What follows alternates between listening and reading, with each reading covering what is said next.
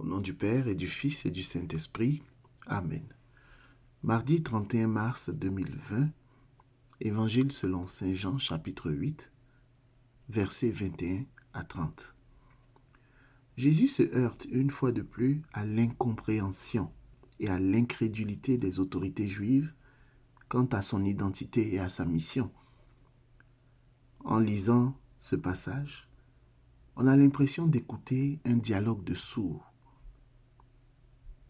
Quand Jésus parle de son départ, les autorités juives pensent qu'il songe à se suicider, ce qui l'éloignerait de Dieu selon la tradition juive.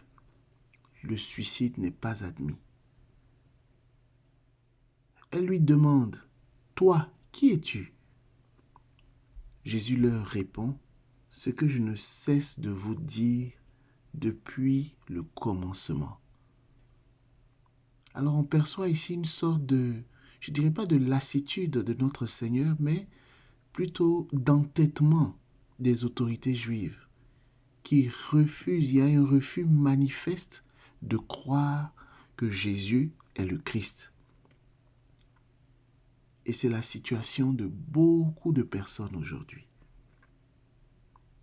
Les autorités juives sont enfermées dans leur incrédulité. L'incrédulité paralyse. Elle nous empêche d'accueillir le salut et d'hériter de la vie éternelle. Rejeter, mépriser Jésus, c'est choisir de vivre sans Dieu, de vivre en rupture avec Dieu. Et c'est cela la mort spirituelle, selon Saint Jean. C'est pourquoi Jésus dit aux autorités juives, « Vous mourrez dans vos péchés. » Bien-aimés frères et sœurs dans le Seigneur, la nuit est avancée, le jour approche. Dépouillons-nous donc des œuvres des ténèbres et revêtons les armes de la lumière. Comme nous dit Saint Paul dans l'Épître aux Romains. Ce n'est pas Jésus que nous devons rejeter, mais plutôt le péché, les œuvres des ténèbres, pour entrer dans la vie. La fin du passage est plus heureuse en ce sens que beaucoup crurent en Jésus. Oh, gloire à Dieu! Beaucoup crurent en Jésus. Ne nous laissons pas influencer par la minorité qui refuse encore de croire en Jésus.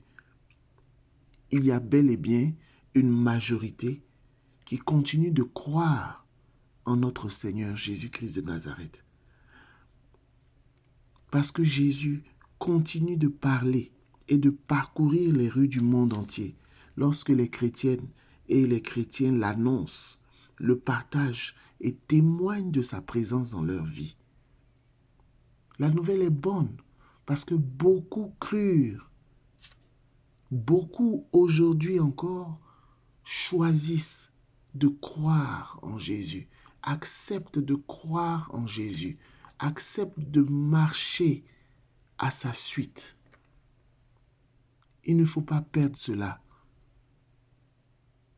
Il ne faut pas que l'attitude de la minorité qui refuse de croire occulte la réalité de cette majorité qui choisit de croire. Que la paix du Seigneur soit avec vous, au nom du Père et du Fils et du Saint-Esprit. Amen.